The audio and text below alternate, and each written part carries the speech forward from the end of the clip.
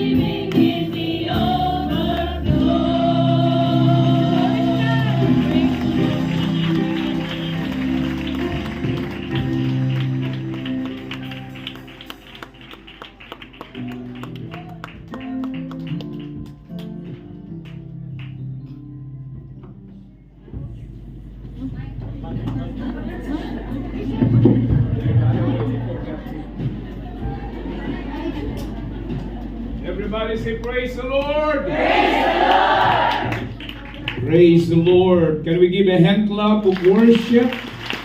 And shall we glorify the name of the Lord? Amen. The Bible said, from the rising of the sun and the going down to the same. In Jesus' name, we press on.